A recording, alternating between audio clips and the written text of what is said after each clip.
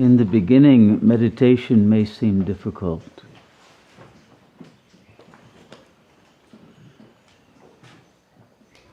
And that you are trying to swim upstream against a tide of thought that wants to keep you in an externalized, body-identified, small, helpless, egoic frame of reference. But at some moment, a non-ordinary event will occur in which you realize that you are not the one meditating, but that you are being meditated. You are being meditated by a power greater than the you that you think you are.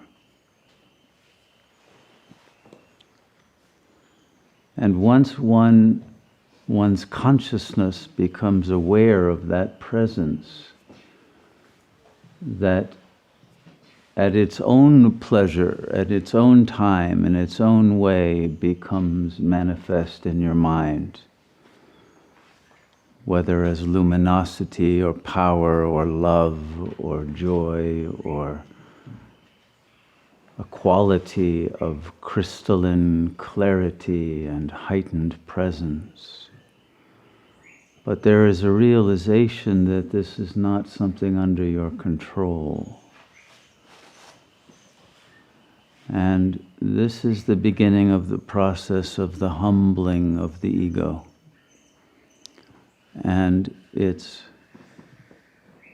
realization of its necessary surrender to that power of consciousness that passeth its understanding.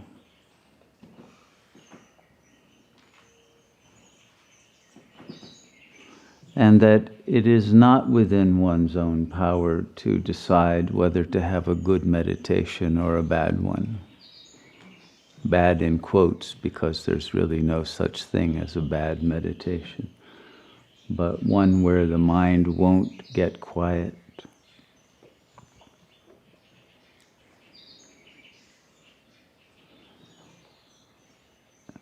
And the noise may continue even in the face of an attempt to pray to that power to release you from the thought stream, or some other effort that one tries to make, whether with breathing or with mantra or with some kind of forcible approach.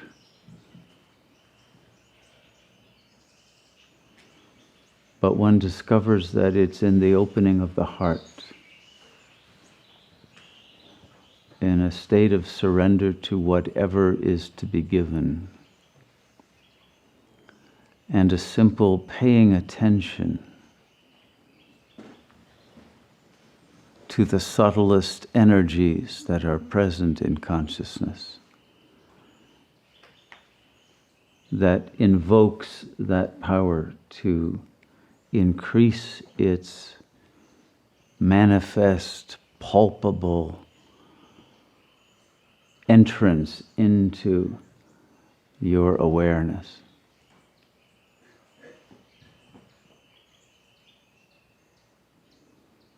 And once this happens, one is brought into an altered state of consciousness effortlessly. A bodiless, luminous realization of the magical nature of the world and of its benign quality. Because the ego is fairly well convinced that the world is ruled by malignant powers, and that there are such powers within as well as without.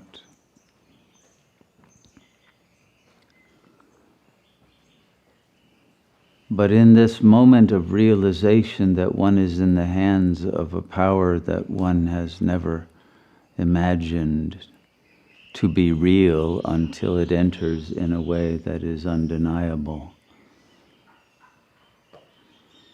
One realizes that that power is truly benign and loving and all-wise, and that all that seemed to be evil in the world was only necessary in order to awaken us to our own responsibility, to cleanse and purify our own consciousness, to make it a worthy vehicle for that power to enter and to bring a new vibrational frequency into the world that would end the malignancy that is destroying the planet and bring back an overwhelming power of goodness and unity that can even restore the torn and ruined web of nature.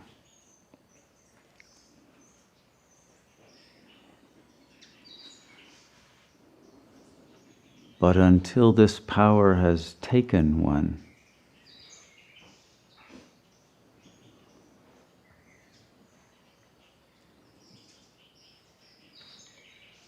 and brought the consciousness into another dimension of the real,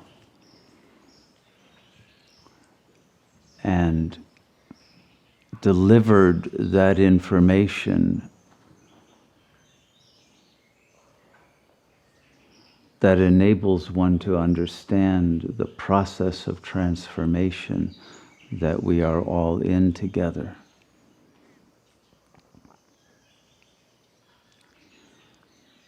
It will be difficult to shift from mere theory to that conversion of our understanding.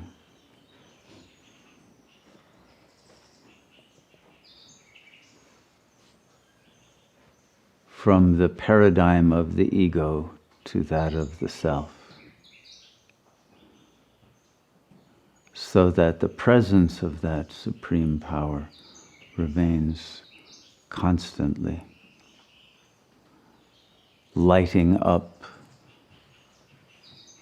the mind with its clarity and coherence and the power of the presence of a blissful energy of love.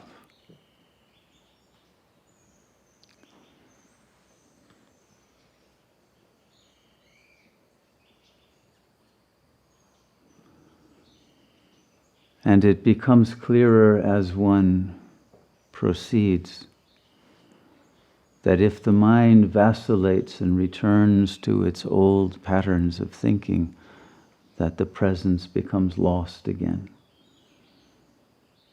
And one has to start over.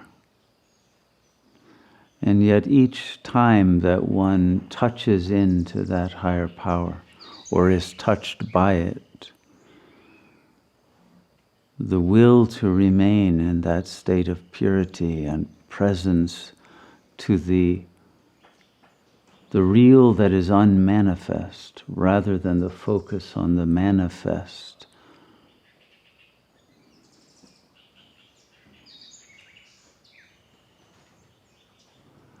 eventually creates a connection that becomes unbreakable.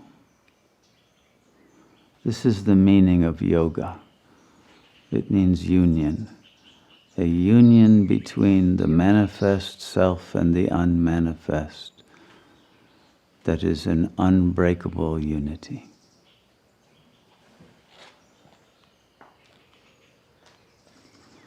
A unity between the eternal and the temporal, the infinite and the finite.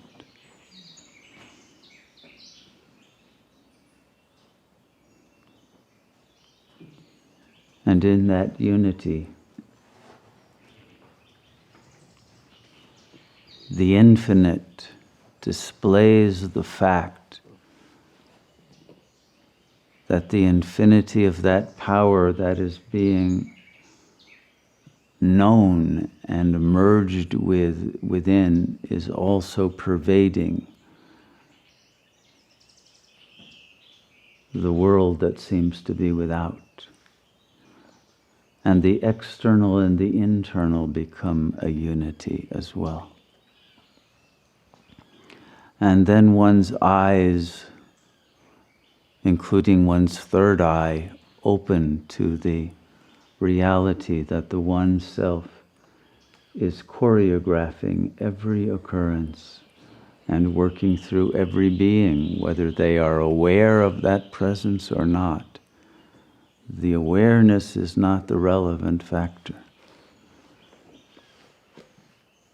But even in those ego minds that are most ignorant of that power that is moving them, they are being moved into directions, into saying and doing things, and into making shifts that they would not have predicted or contemplated.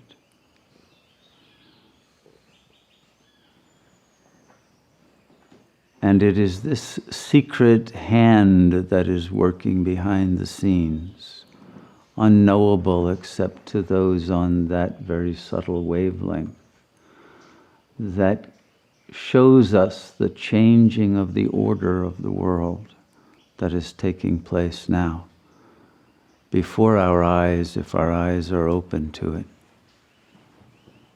but that will surprise us with the elegance and the beauty of the transformation that is underway once it has become manifest in a more public level. But for the time being, it must do its work below the radar. It must do its work in secret.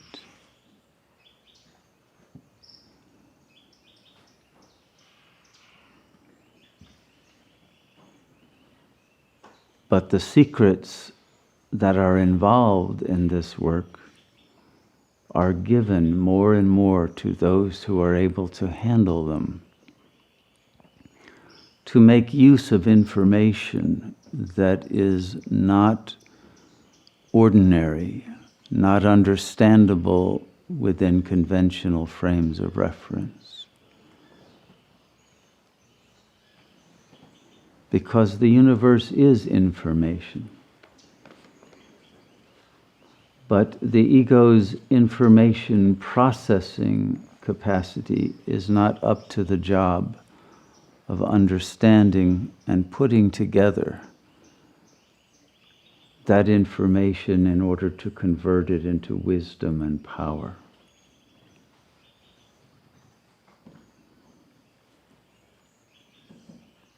And both of these are at the service of love, of beauty, and of goodness.